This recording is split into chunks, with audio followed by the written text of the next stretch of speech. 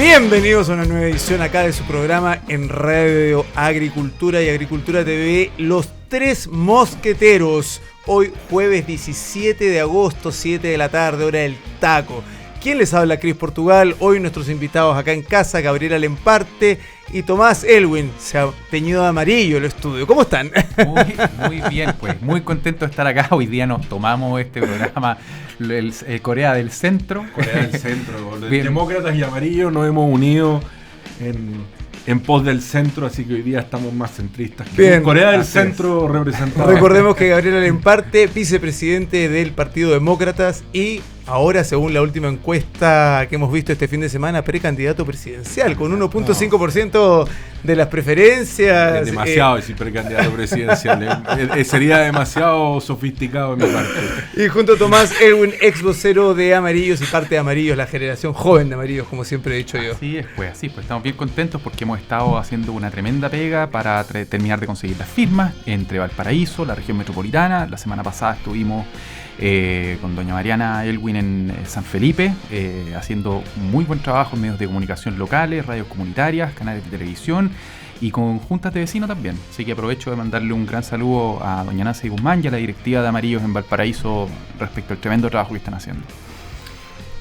¿Qué le pareció, don Gabriela Lemparte, el cambio de gabinete supremo, macizo, conciso, profundo que hizo el presidente Gabriel Boric ayer? Bueno, yo creo que su excelencia, el presidente de la República, ya nos acostumbró a estos cambios. Este es un cambio absolutamente, para que la gente lo entienda, los cambios de gabinete son en Chile el mecanismo que tiene el presidente de la República para reordenar la agenda y la visión de un gobierno, o la idea que tiene respecto de cómo va no solo a equilibrar las fuerzas políticas, sino cuál es la visión y la misión que tiene por delante, particularmente además después de una crisis como la de los convenios que hemos visto. Crisis en desarrollo. Crisis absolutamente en desarrollo. Y en ese sentido, cuando uno ve este cambio de gabinete, lo único que uno puede observar finalmente es un cambio de gabinete administrativo.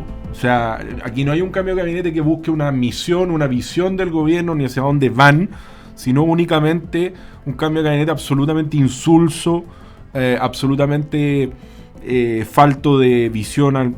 Aquí no hay ningún cambio relevante. Yo diría que si uno mira educación, Ávila por Cataldo vuelve a educación desde la Subdere, un verdadero renacentista. De desarrollo social entra Javier Toro, de Convergencia Social por RD subestimado, aumenta el PC y el mundo más de la izquierda, digamos, del gobierno. El cambio de Jaime de Aguirre en cultura, realmente Jaime de Aguirre jamás debería haber sido ministro. Jaime de Aguirre fue alguien que yo no entiendo cómo llegó a ser ministro de Cultura.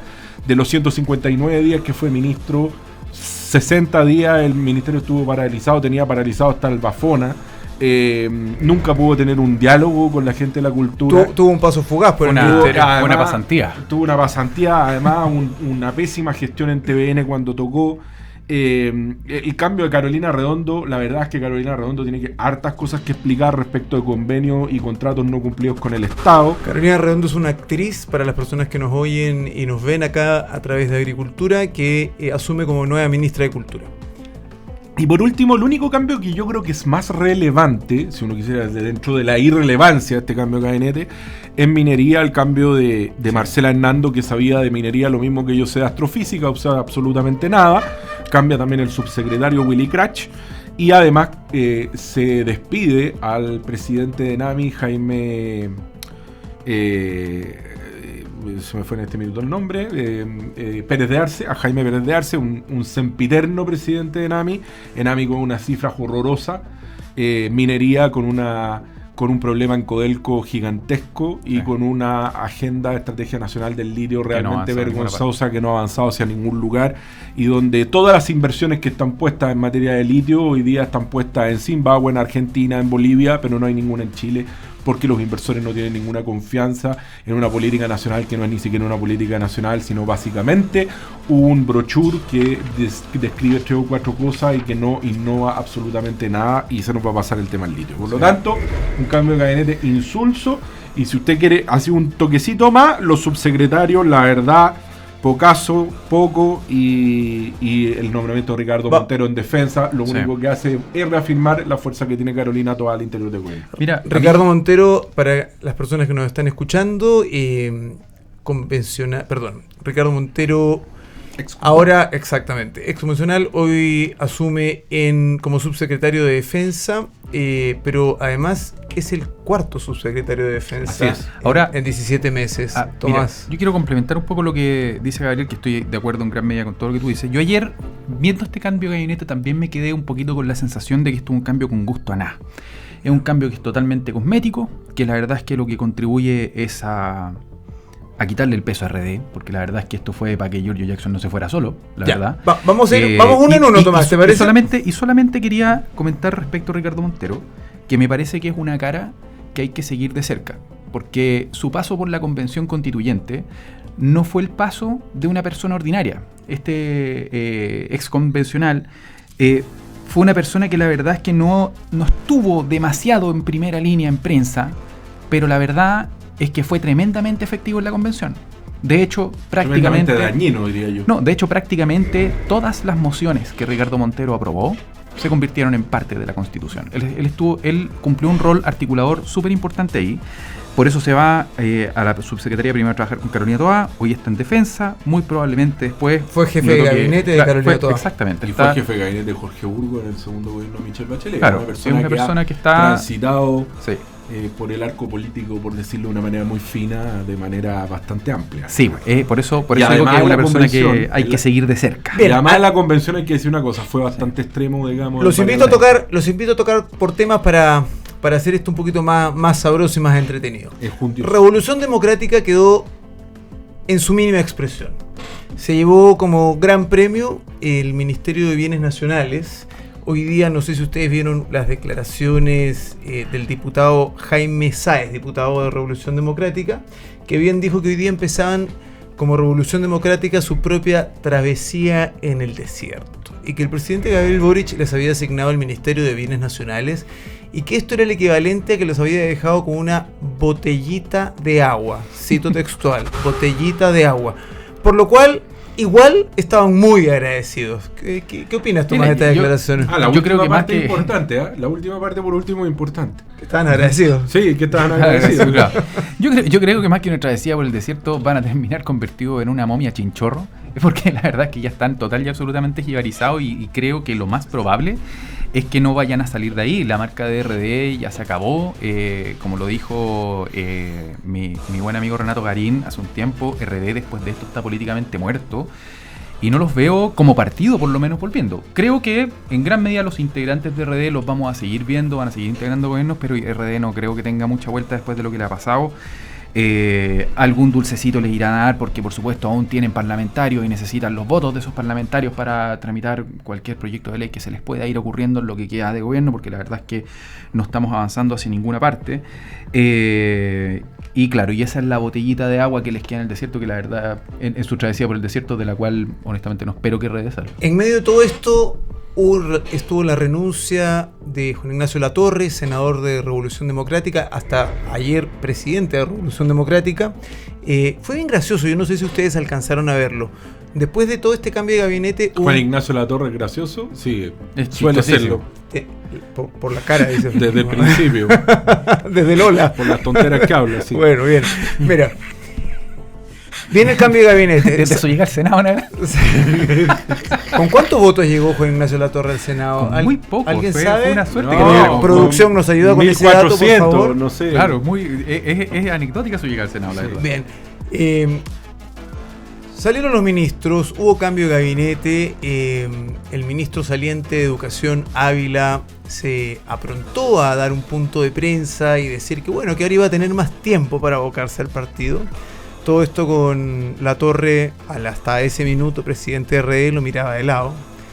Sale él, entra Latorre y dice, bueno, estamos afectados, estamos golpeados. En la noche, Latorre renuncia y hoy día en la mañana el señor Ávila dice, estoy totalmente disponible para dirigir mi partido. ¿Qué me dice Allen Parte? Hay varias cosas, yo creo que aquí hay varias cosas interesantes. Yo estuve en un programa aquí con con Pancho Rego, contigo, Chris, hace un tiempo atrás, cuando se iba a presentar la acusación constitucional de Marco Antonio Ávila, o estaba por presentarse o si se había presentado, ya no recuerdo bien. Pero en ese momento el argumento era el argumento del tema de orientación sexual, del tema la victimización, de la homofobia. La victimización que él hizo. Bueno, ayer él iba con una bandera gay, acá en la solapa, la bandera del que yo encuentro que de la diversidad, es un mal uso de esos símbolos. Exactamente. Y menos para victimizarse. Exactamente. Mira sí. el argumento ese, bueno, lo conversamos esa vez. Es un pésimo argumento, ya el argumento al que nos tiene acostumbrado el Frente Amplio cuando pierden una discusión, o es homofobia o uno es misoginia. Entonces, yo recuerdo que en ese momento el argumento para no sacar a Ávila es que quienes criticábamos la gestión de Ávila en el Ministerio de Educación, que, a ver, yo quiero decir una cosa respecto al Ministerio de Educación. Estos niños llegaron a gobierno prometiendo que educación era la punta de lanza, sí, y lo más importante. Y lo que hemos visto en educación aquí es paupérrimo. Hemos tenido 2 ministros en 15 meses. Hemos tenido un Ministerio de Educación donde tenemos un problema que se arrastra, pero un problema gigantesco, donde la Universidad de los Andes nos dice que en primero básico el 95% de los niños no sabe distinguir las letras, que en quinto básico, cuarto, quinto básico no saben leer un párrafo. Por lo tanto, hoy día tenemos una crisis en la educación fundamental, arrastrada de la pandemia, arrastrada un montón de asuntos, pero donde el Ministerio de Educación se ha invertido como nunca en Chile y los resultados son cada vez peores. Cada vez peores. Entonces, y ahora con una amenaza de paro indefinido por parte y además con una amenaza de paro indefinido por parte de ahí los quiero llevar, pero sin olvidarnos del escándalo de la Junaep que quedó ahí y un detalle respecto al Marco Antonio Ávila. Lo que criticamos en esa oportunidad es exactamente lo que muchos desde Amarillo y Demócrata hemos criticado respecto a la gestión de Ávila. En ese momento se nos dijo que era homofobia, que se criticaba a un ministro por su gestión por homofobia. Yo no tenía la menor idea el tema de su orientación ni de lo que... Yo ni siquiera lo sabía. Yo no tenía la menor idea, pero ese era el tema en ese momento. Resulta que ahora lo sacan por mala gestión y no hay homofobia. Entonces uno dice, bueno, la homofobia cuando conviene va a defender. Igual que la misoginia, igual que todos estos argumentos que finalmente conducen solo a la victimización. Sí, eso es al final lo que termina siempre molestando de este gobierno y de quienes lo integran. Que cuando son objetos de la crítica por parte de la oposición, siempre es misoginia, siempre es homofobia, siempre es racismo, lo que la verdad es que lo único que hace es menospreciar a esos grupos, porque sencillamente los hacen como inmunes a esta especie de crítica. Cuando la acusación constitucional tenía argumentos por sí mismo, todos sabíamos que el ministro Ávila era un muy mal ministro, y el hecho de que ayer haya salido no hace más que ratificar todo lo que venimos diciendo hace cierto rato, porque de lo contrario, si fuera tan bueno, se habría mantenido en su puesto. Entonces, encuentro que este gobierno, y desde el presidente para abajo, la verdad es que es más bien frívolo. Esto es lo que a mí me pasa, y la verdad es que a mí, yo aprecio que el presidente haya invitado a Sebastián Piñera a viajar en avión con él hacia Paraguay. También. Pero la verdad es que también tengo un dejo de molestia muy profundo por la frivolidad con la que se han desempeñado en esto. O sea, decirle en cadena nacional, en candidatura presidencial, señor Piñera está avisado para procesarlo por crímenes de lesa humanidad, para pasar, como dijeron ayer, al señor Piñera está invitado. Sí. La verdad es que a mí me hace pensar que las palabras proferidas, el discurso desde el presidente hacia abajo, no pesan nada. No pesan nada. No hay principios detrás, no hay programa, no hay plan, no hay discurso, no hay relato, y lo que se dice hoy puede cambiar en la tarde, o lo que se hizo hoy día en la mañana puede cambiar en la tarde con una facilidad que la verdad yo no me lo explico. Yo no logro entender que sea tan gratuito acusar a una persona en cadena nacional de crímenes de lesa humanidad. Después no hacen nada, porque no se han hecho parte de ninguna querella en contra del presidente de la República, pudiendo el gobierno hacerlo. Y después, además, invitarlo como jefe de Estado a viajar en el avión presidencial. O sea, yo me imagino la conversación que habrá habido en ese avión. Dicen que la reunión duró cerca de 1 hora más o menos. Ahora, yo es que creo que Tomás ha dado en el clavo, pero así... A Tomás lo conozco hace más de 20 años, nos conocemos, éramos compañeros en la universidad. Y ahora somos socios, Amarillo y Demócrata. Chan. Entonces debo decir que Tomás ha dado en el clavo en un punto que es gravitante en este gobierno. Lo que más molesta a este gobierno, yo creo que es esa frivolidad absoluta, esa falta de discurso, esa falta de dignidad a la institución presidencial. A ver, lo voy a ejemplificar. Antes del avión, el presidente se presenta a la acusación constitucional, se anuncia la acusación constitucional contra Jackson.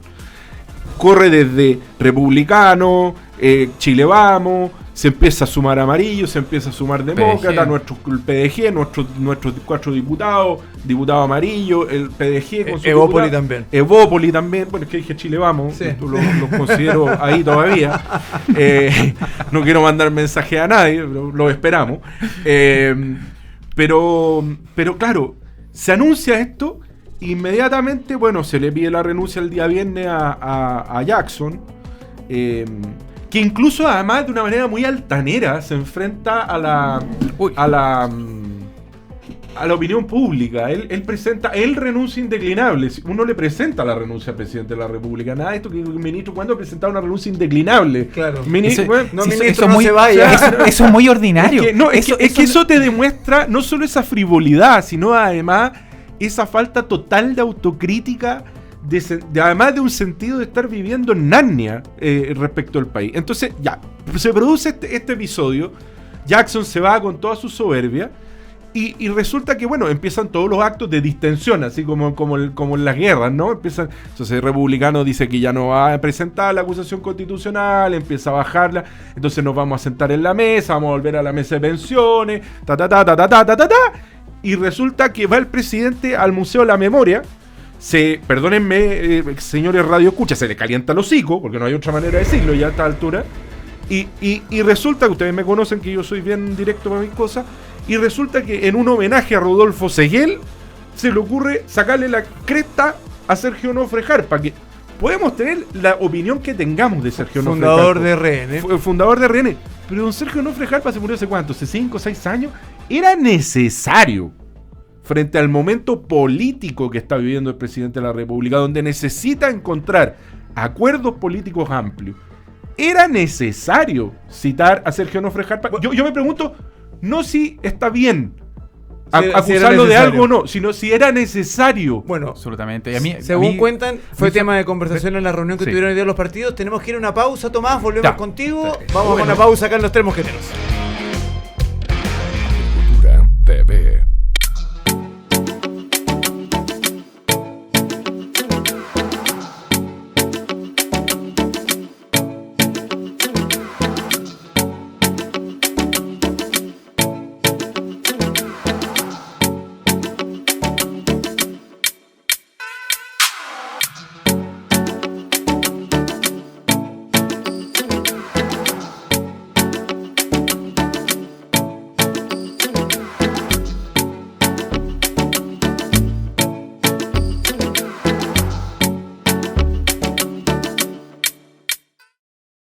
Agricultura TV.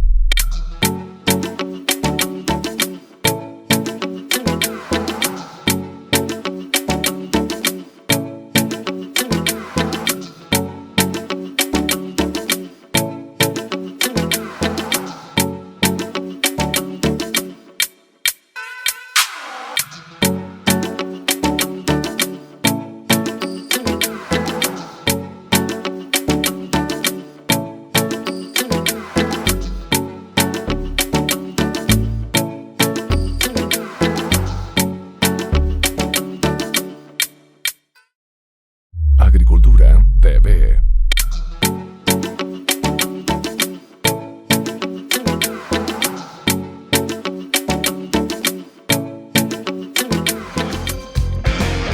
Bien, estamos de regreso acá en su programa Los Tres Mosqueteros. Quien les habla, Cris Portugal, Gabriela Lemparte, Tomás Elwin. Estamos acá rodeados de demócratas y amarillos hoy día.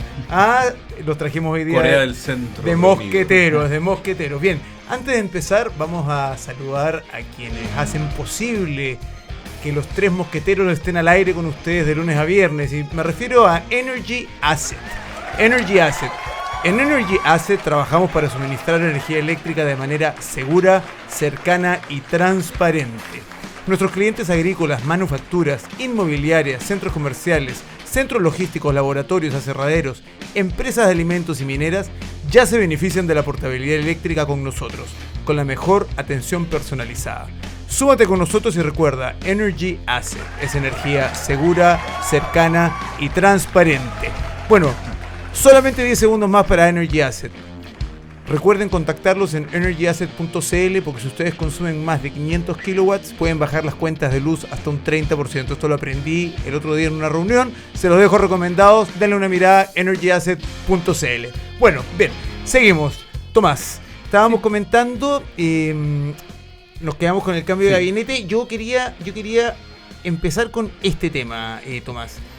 Nicolás Cataldo del Partido Comunista. El Partido Comunista retomó fuerzas una vez más, mostraron que ellos mandan en el gobierno en desmedro de Revolución Democrática y de sus socios de partido, sus socios de conglomerado, por decirlo de alguna manera, y se quedan con nada más y nada menos que con el Ministerio de Educación. Así es. Nicolás Cataldo, personaje controversial, ex defensor de Sierra Bella. Por favor, revisen sus historiales en tweets, cómo le daba de a palos a la institución de Carabineros. Estamos hablando de una persona súper controversial y tal como se filtró, su nombre no generaba consenso al momento de nombrar el nuevo gabinete, por eso fue la demora. Claro. ¿Qué opinas tú de uno, de su llegada, y dos, del poder del Partido Comunista? Esa se lo voy a preguntar a mi querido Allen Parte. Cuéntame, Tomás. Mira, la verdad es que creo que acá hay un problema que es un poquito anterior. Lo que decía Gabriel hace un rato respecto del nombramiento respecto de esta calentada que se pegó nombrando a Sergio Nofre Jarpa. La verdad es que yo he sido súper cuidadoso respecto de la figura del presidente de la República y siempre he tratado de encontrarle alguna explicación estratégica a los movimientos que da, pero la verdad es que se me está haciendo cada vez más difícil. Lo veo cada vez más errático, lo veo cada vez más carente de estrategia y más errático respecto de lo que hace. Todos sabían que Cataldo iba a ser un problema como nombramiento en cualquier ministerio, porque ya lo había sido antes en el cambio de gabinete anterior. Todos sabíamos los tweets de Cataldo en contra de Carabineros, todos sabíamos lo del caso Sierra Bella, todos sabíamos en el fondo lo controversial que era este nombramiento, y la verdad es que creo que partiendo por comprarse un problema gratis, porque la verdad es que la oposición completa le iba a salir a pegar al gobierno respecto de este nombramiento, y la verdad es que en un cargo sensible como puede ser el Ministerio de Educación, el discurso político me parece que es relevante. Por lo tanto, los ataques que en su momento profirió Cataldo por Twitter respecto de la policía, la verdad es que me parecía que es un nombramiento que es un poco imprudente, sino que problemático. Ahora, respecto de que sea comunista o no sea comunista, a mí me da lo mismo. Los comunistas son varios, o sea, creo que habían otros comunistas probablemente que hubiesen sido menos controversiales para asumir ese cargo. Entiendo que desde un punto de vista ideológico, Nicolás Cataldo no es tan duro como otros respecto de lo que hay que hacer en educación. Por ejemplo, entiendo que ayer lo decía en Sin Filtro Flavia Torrealba, que él cree en la libertad de elección de los padres respecto de colegios privados o particulares subvencionados. Por lo tanto, al parecer ahí no haría problema, pero sí me sorprende este afán del gobierno constantemente de comprarse problemas gratis. A mí me sorprende otra cosa. Gabriel, el poder del Partido Comunista dentro del gobierno. Sí, a mí me sorprende otra cosa, fíjate, aparte voy a referirme al tema del poder del Partido Comunista dentro del gobierno, pero me sorprende una cosa, fíjate, y ahí tengo una pequeña discrepancia con Tomás. Tomás está muy suave hoy día. Está hablando. Me choca, fíjate, varias cosas. Primero, la falta de elenco del gobierno. O sea, tener que hacer enroque, mover para acá, para allá. Aquí entran 2 o 3 personas nuevas, ¿no? ¿Y quién va a querer participar, Gabriel? Realmente. Buena pregunta. Pero espérate, también está eso. Pero sí, está bien. Pero en los gobiernos de la concertación nosotros tuvimos crisis compleja y podíamos elegir en un elenco. Había un elenco y de gente que sabía. Pero porque había fe en un liderazgo. Porque había liderazgo, porque había gente que sabía, porque había tecnocracia detrás, sí. Porque había una serie de elementos. Ricardo Lago en su peor momento seguía siendo un tremendo líder, igual que Michelle Bachelet. Es que por eso mismo, lo que a mí me impacta es la falta de cuadros políticos. Entonces, recurrir a Nicolás Cataldo es simplemente como mover un alfil para allá y para acá, digamos. Lo movimos de la subdere, porque tratamos de mover, lo movimos desde la subsecretaría de Educación, tratamos de que fuera subsecretario del Interior, no pudo ser subsecretario del Interior por los tweets que tenía, pasó a ser subdere, o sea, subsecretario de Desarrollo Regional, y de ahí pasa a ser ministro. Entonces, finalmente, este era un gobierno que prometió un elemento esencial.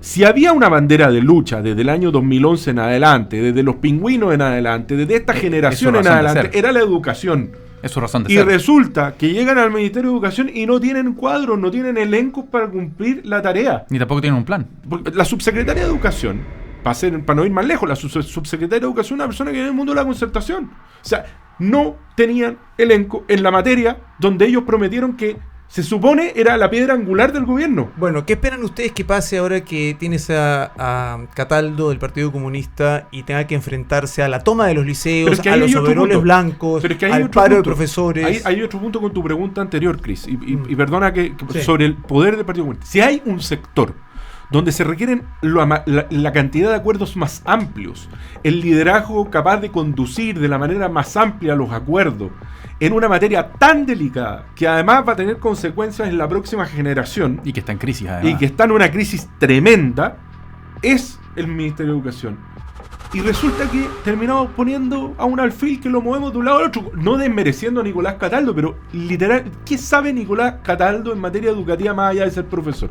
Poco, nada. Entonces cambiamos a Ávila por algo igual, pero además de eso, lo que a mí me impacta es que si hay un partido que no genera acuerdos, que no genera capacidad de visión de largo plazo, es el Partido Comunista. Por más allá que Cataldo tenga ciertas características que me parecen súper loables, yo lo conozco, es un gallo bien simpático, buena persona, bonachón, pero más allá de eso, aquí es un tema político, y esto es una crítica política. ¿Qué es lo que hay detrás de este nombramiento? No hay nada, no hay cuadros, no hay una mirada, no hay una visión, y se supone que este era el tema angular de este gobierno.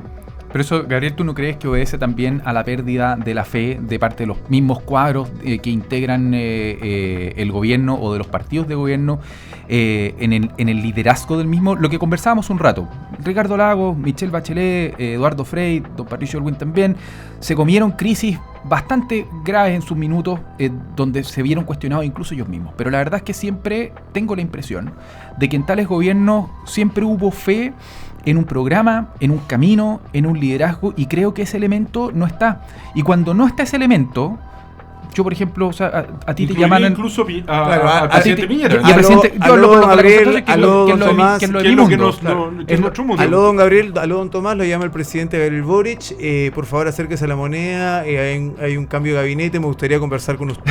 O sea, si tú fueras disponible, que me suene el teléfono. Si la verdad es que Paredes se tendría que haber tomado algo muy fuerte para que me llamaran.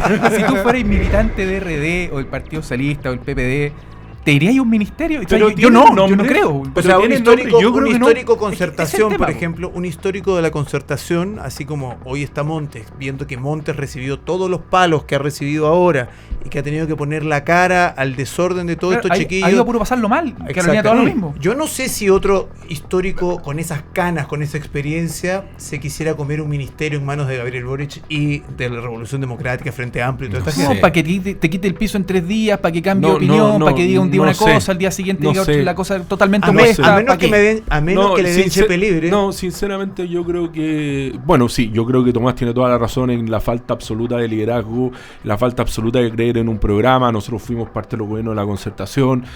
Siempre había la capacidad de creer en un programa. Habían cuadros políticos en los ministerios para poder recurrir en caso de que se tuviera que nombrar un subsecretario o un ministro. Cada vez que había que nombrar ministro o subsecretario habían 3 o 4 nombres dando vuelta. Hoy día no existen porque sinceramente no los hay, porque además hay gente que no tiene idea de lo que muchos cargos, de lo que está asumiendo. Pero debo decir que hay una parte en la que soy muy crítico del socialismo democrático, en esto de si se quieren o no se quieren comer esto. Yo no me los tomo como víctimas, cada uno está, y somos todos adultos, donde quiere estar. Sí, claro. Y no me vengan con cuestiones. A Carlos Montes, yo lo voy a decir con todas sus letras, a Carlos Montes se le haría el pedido la renuncia ayer. yo soy tremendamente crítico, tengo la mejor opinión de Carlos Montes. Él fue diputado, senador, muchas veces he estado con él y tuve que estar con él en el Congreso, pero así como tuve que estar con él en el Congreso y yo era parte de varios ministerios de la Concertación, Justicia, Obras Públicas, me tocó también conocerlo cómo era de quisquilloso y cómo era de verdaderamente un tipo bastante rudo con el gobierno cuando habían desalineamientos, habían cosas, crisis importantes. Entonces, ¿qué es lo que me pasa con Carlos Montes? Carlos Montes debería haber renunciado ayer, o se le debería haber pedido la renuncia. Y Carlos Montes, y esto es lo que más me molesta de todo, y no, lo pongo en Carlos Montes porque también podría ponerlo en otras personas. Carlos Montes ayer no renunció por una sola razón, porque es protegido por la casta política. Sí. Así de simple. No se le quería hacer pagar el costo de todo esto.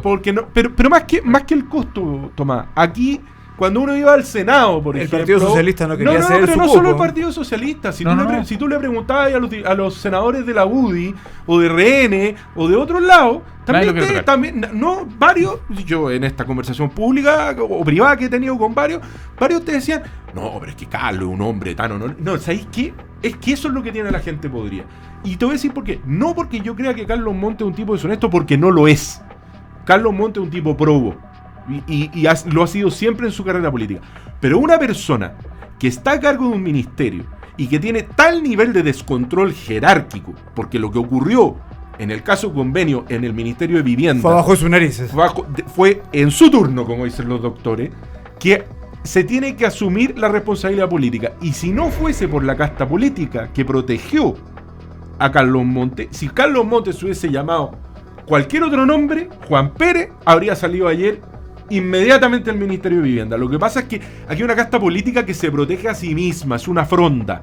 Y las frondas se protegen a sí mismas.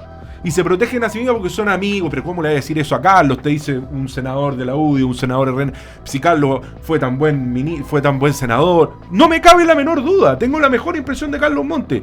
Pero cuando Carlos Montes, que había una crisis, los gobiernos de la Concertación era tremendamente duro con los ministros. Y me tocó vivirlo. Pero entonces yo le exijo a él el mismo correlato de control jerárquico, y no lo tuvo. Así de simple.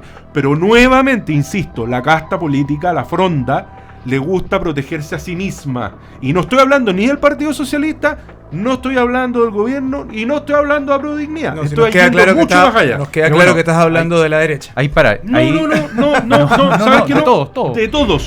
Pero tú sabes que ahí estos fueron rumores, pero se publicaron bastante. Giorgio Jackson hizo precisamente este punto, de que era injusto. A él nunca le pareció que él tuviese que pagar el costo de la corrupción generada por el caso Convenios, porque a su juicio, y creo que correctamente en este sentido, sí, correspondía que el costo también lo asumiera Carlos Montes, el ministro de Vivienda. O sea, sí, él dijo hasta el último momento, yo no voy solo. O sea, Carlos Montes se tiene que ir conmigo. ¿Por qué tengo que comerme este sapo yo solo? Yo creo que yo tengo una lectura. Yo tengo una lectura, a ver si ustedes la comparten. Finalmente se dio que la salida de Jackson fue la del solo. Se fue solo. Básicamente se fue solo, sí. Se comió el peso completo de esta cuestión él. Al irse solo, yo tengo la teoría de que este maquillaje, porque como bien partimos el programa comentando, este cambio de gabinete es bastante tibio, no tiene ninguna profundidad. Déjame recordarte un detallito, Chris, asterisco al margen. A ver. Al presidente de la República, cuando hizo el primer cambio de gabinete, Este es el tercero, recordemos. Cuando hizo el primero, dijo que una de las decisiones más difíciles que había tenido que tomar como presidente de la República era hacer un cambio de gabinete. Yo sinceramente, es cuando le tocó salir es que si un presidente de la República, la decisión más difícil que tiene que tomar es cambiar el gabinete, le digo, ¿sabe qué, señor?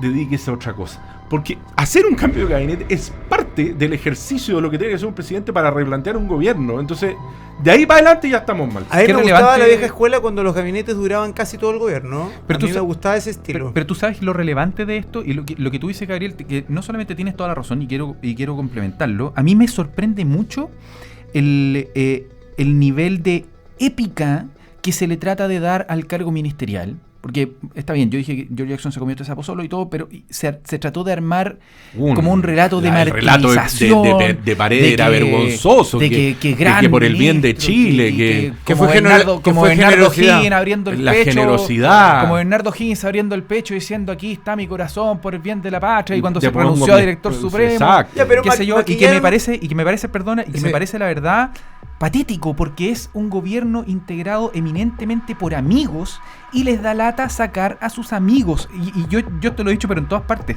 No puede ser este nivel de dramatismo o este nivel de dificultad para remover a personas cuya razón de ser es ser carne y cañón. Un ministro está mientras sirva. Mira, y el minuto en que no sirve, Bueno, el con presidente este, lo saca y con le este va. cambio de gabinete, con este cambio de gabinete que vimos ayer, se maquilló un poco la cosa y se suavizó, y ya uno podría decir, mira, tú sabes que Jackson no se fue solo.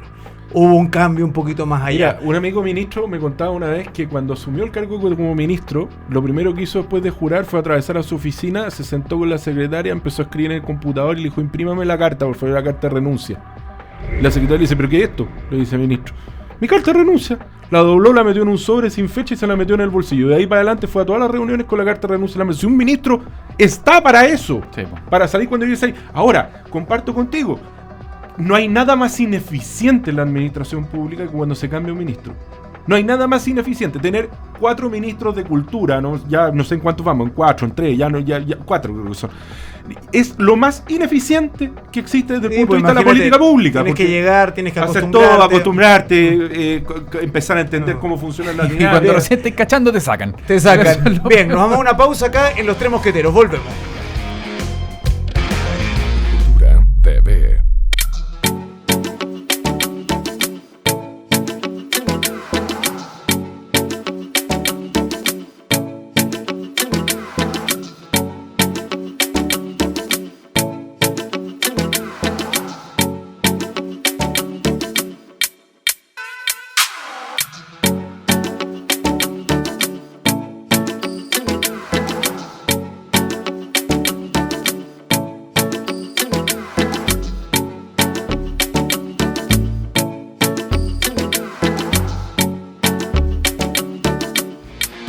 Bien, estamos de regreso acá en su programa Los Tres Mosqueteros. Quien les habla, Cris Portugal. Hoy junto a Gabriel Alemparte y Tomás Elwin de Demócratas Amarillos y todo este sector acá que están de invitados. Gracias por acompañarnos en Los Tres Mosqueteros.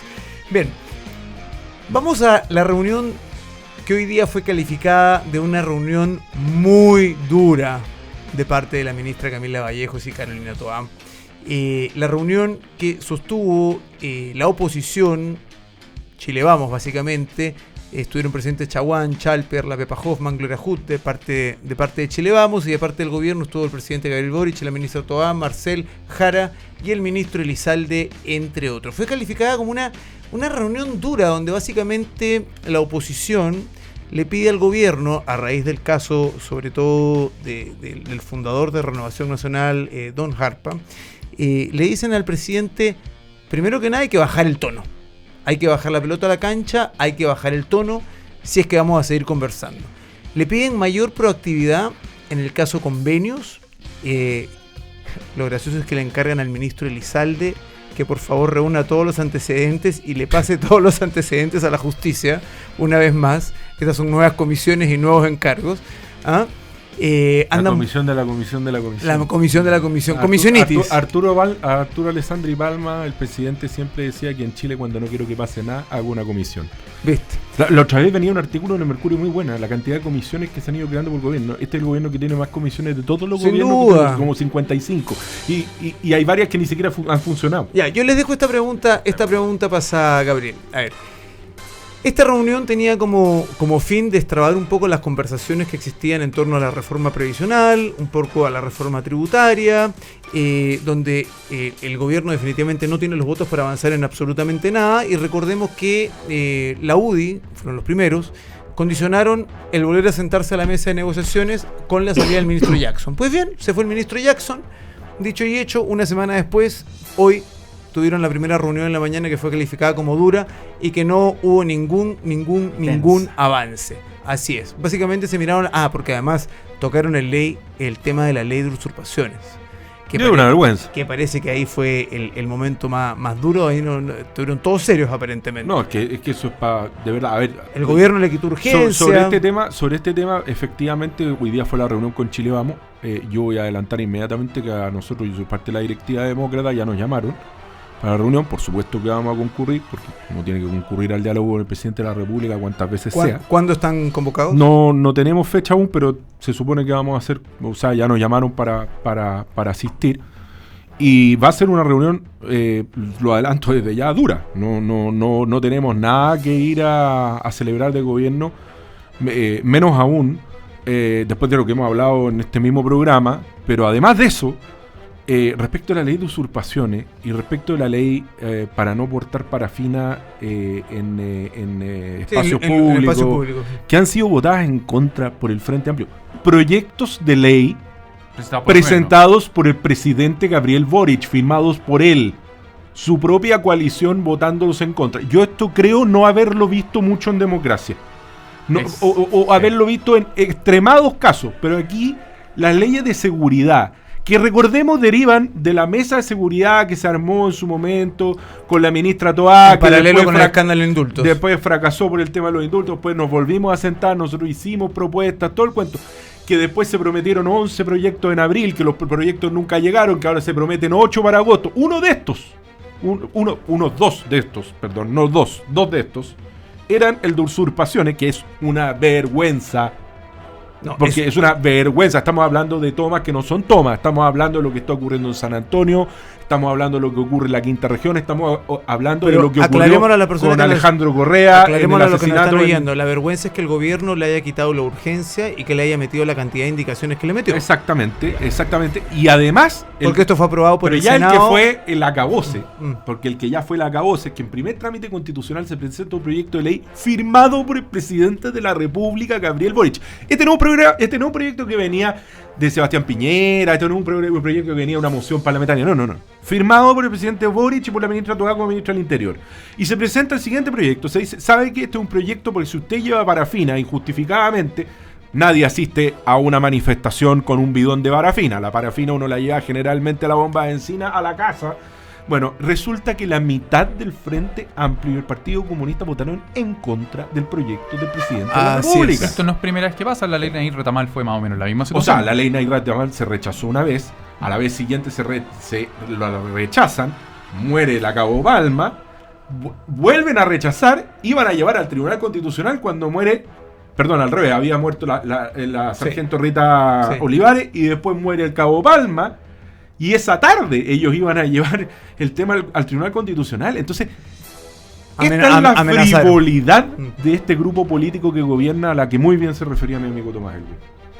Bien, dicho esto, esta mesa de negociación o esta mesa de conversación, porque ya no podemos decirle negociación, a la que el gobierno está convocando, y por lo que veo los ha convocado ustedes también, ¿ustedes le ven algún futuro o simplemente el gobierno ya perdió la agenda y no tiene nada que hacer y lo que le queda es administrar lo que le queda de tiempo en el gobierno, que son 2 años más, administrar un par de elecciones, las municipales, las congresales, las presidenciales y nada más? ¿El gobierno perdió la agenda? ¿Tiene posibilidad de incidir realmente en algo?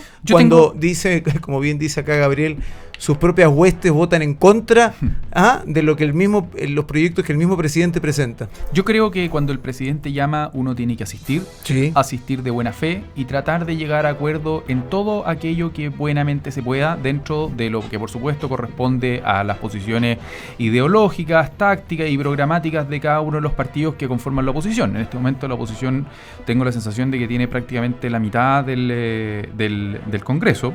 El Frente Amplio con el Partido Socialista, Socialismo Democrático, creo que acumulan 66 parlamentarios, y creo que su principal problema no está en la oposición, fíjate, sino que está ahí mismo, en ellos mismos, porque si son ellos los que no se logran poner de acuerdo, ellos los que no tienen el liderazgo, ellos los que no tienen programa, ellos los que no tienen viabilidad de llevar a cabo ese programa, ¿de qué sirve tratar de llegar a acuerdos con la oposición en materias que pueden ser muy específicas y que de hecho se pueden lograr, pero no hay no hay un acuerdo interno entre ellos mismos para saber dónde van? O sea, lo que decía Gabriel hace 2 minutos respecto al rechazo de la ley Nair Retamal, respecto ahora a la tramitación de la ley de usurpaciones, te comenta, y que pasó también con el retiro de fondos de pensiones, el sexto retiro creo que era cuando se votó el año pasado, el miedo principal no era cómo se iba a comportar la oposición, sino que el miedo era cómo se iban a comportar ellos mismos, los mismos parlamentarios. Pero si mira la agenda de seguridad. Y ese es el problema de esto, por lo tanto estas mesas hay que ir, y hay que ir de buena fe, y hay que tratar de llegar a acuerdo, pero yo la verdad es que les tengo poca fe. Si es que no están de acuerdo ellos, no hay. La verdad es que a mí me pasa una cosa, yo aquí soy dirigente de partido, también tengo que hablar como aquello. Nosotros nos vamos a sentar con toda la buena fe y nos vamos a sentar siempre que un presidente de la República lo requiera. Sea quien sea presidente de la República, porque es un deber republicano y me parece que es algo que uno debe hacer. Pero comparto con Tomás que el problema de este gobierno no está en la oposición. Si este gobierno mantuviera un diálogo razonable con la oposición, podría sacar adelante muchísimos más proyectos. Lo que pasa es que le habla a su barra brava, a su 30%. Mira, la agenda de seguridad que hablábamos recién. ¿Por qué hubo una mesa de seguridad? ¿Quién no se subía a la mesa de seguridad cuando hablábamos de los proyectos de seguridad en la peor crisis de seguridad que hemos tenido? El Partido Comunista. El Partido Comunista, el Frente Amplio. Entonces, y lo refrenda estas normas que señalé hace algunos minutos. Sí. Entonces, si el gobierno, si el presidente dejase de hablar, ¿sabes lo que pasa aquí? Respecto a la frivolidad de lo que hablaba, que definió muy bien Tomás. Respecto a la frivolidad, el presidente de la República en Chile tiene dos funciones constitucionalmente establecidas: ser jefe de Estado, esto es, símbolo de la unidad nacional, y ser jefe de gobierno, o sea, ser jefe de la coalición política que lo sostiene. Un presidente tiene que manejar esta conducción, pero no puede nunca dejar de ser jefe de Estado. Y este es un presidente que es solo jefe de gobierno. Él es solo líder de su coalición política y habla como un líder de coalición política. Cuando ataca a Jarpa porque le bajó, sí. porque le bajó, porque yo puedo estar de acuerdo o no con el ataque a Jarpa, o puedo estar de acuerdo con el tema que hace respecto de Jarpa, me da lo mismo, pero era el momento político cuando estás distendiendo hablar de Jarpa. No, date cuenta que la conversación con Chile Vamos, la conversación con Chile Vamos se convierte en la conversación de Jarpa, parte por ahí. Entonces uno dice, el nivel de frivolidad de este presidente es que es jefe de gobierno, pero se le olvida que es jefe de Estado y que es un símbolo de unión. Fíjate que yo nunca había visto un presidente en mi vida, porque yo nací después de Allende, obviamente. Nunca había visto un presidente que le hablara a su sector político. Este es un presidente que comete el mismo error que el presidente Allende. El presidente Allende dijo, yo no soy el presidente de todos los chilenos. Y un presidente es siempre el presidente de todos los chilenos. Los que están de acuerdo con él y los que no están de acuerdo con él. Nos vamos acercando al final del programa. Yo les voy a hacer una pregunta, ¿sí o no? ¿Este cambio de gabinete implica un giro hacia la izquierda y un guiño hacia la más extrema izquierda que tiene dentro del gobierno el presidente Gabriel Boric?